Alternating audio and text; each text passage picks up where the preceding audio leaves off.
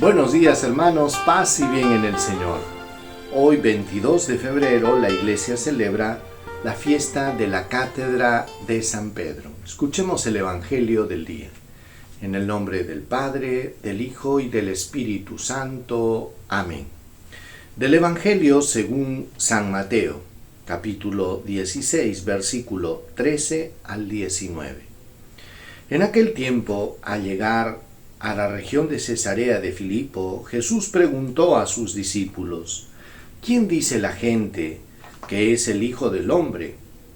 Ellos contestaron: unos que Juan Bautista, otros que Elías, otros que Jeremías o uno de los profetas. Él les preguntó: ¿Y ustedes quién dicen que soy yo? Simón Pedro tomó la palabra y dijo: Tú eres el Mesías, el Hijo de Dios. Jesús le respondió: Dichoso tú, Simón, hijo de Jonás, porque eso no te lo ha revelado nadie de carne y hueso, sino mi Padre que está en el cielo. Ahora te digo yo, tú eres Pedro, y sobre esta piedra edificaré mi iglesia, y el poder del infierno no la derrotará. Te daré las llaves del reino de los cielos.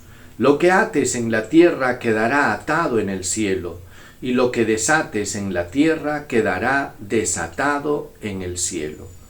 Palabra del Señor. Gloria a ti, Señor Jesús. Hermanos, como les decía al inicio, celebramos la fiesta de la Cátedra de San Pedro. Cuando hablamos de la Cátedra de San Pedro, hablamos de la sede de San Pedro, que se encuentra en la ciudad de Roma.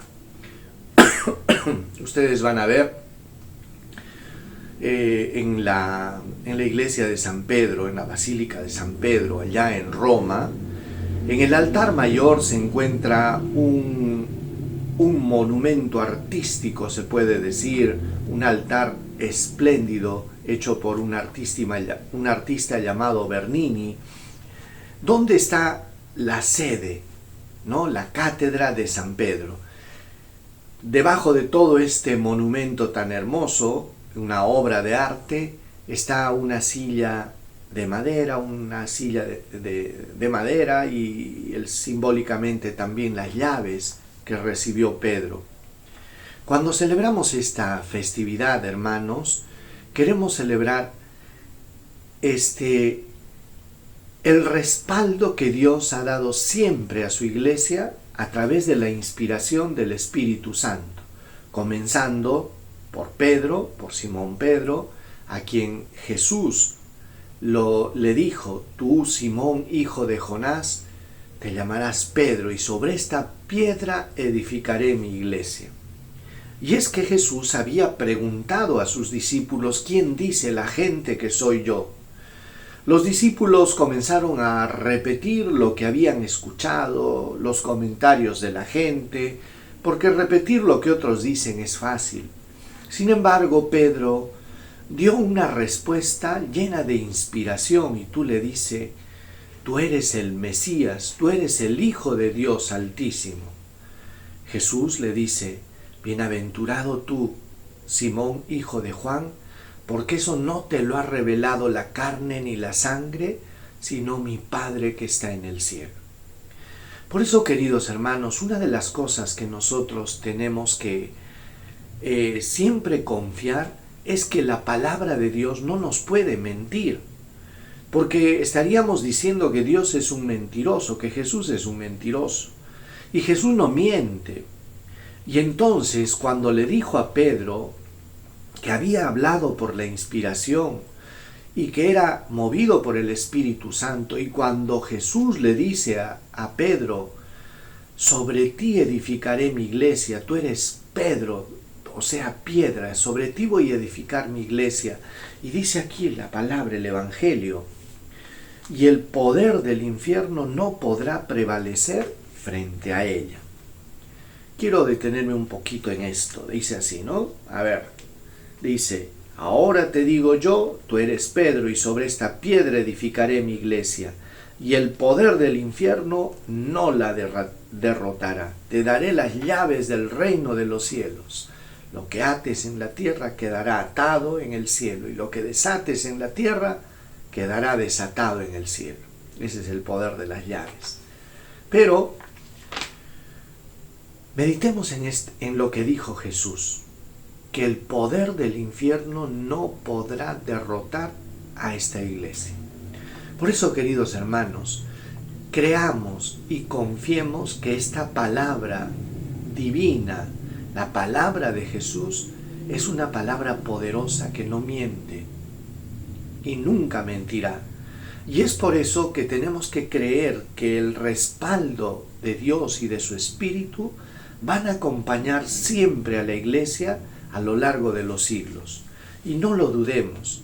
Por eso a mí me duele mucho cuando escucho de algunos católicos que comienzan a hablar mal del Papa o de los obispos y comienzan a criticar y a caer en una actitud que ya falta poco para que rayen la herejía.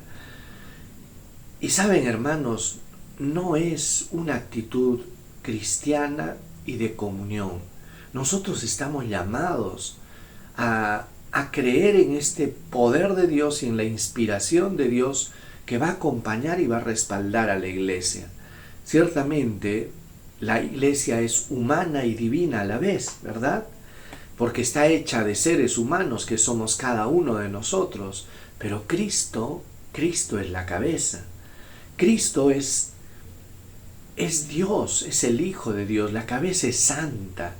Y este cuerpo de Cristo que somos todos nosotros, caminamos guiados e iluminados, inspirados por el Espíritu. Por eso, de ahí parte el hecho de que nosotros tenemos que orar siempre por nuestros pastores.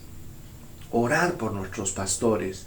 Recuerden cuando Pedro fue encarcelado y lo detuvieron y lo metieron en la cárcel, ¿qué hacía la iglesia?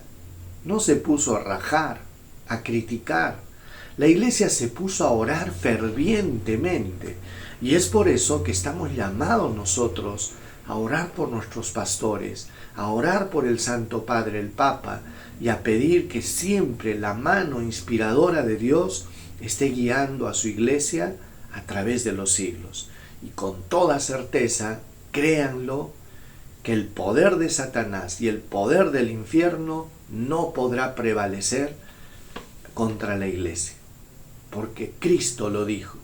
Creamos en esto y comencemos a orar fervorosamente por el Santo Padre, por nuestros pastores, obispos, pidiendo que siempre su Espíritu guíe al pueblo santo de Dios.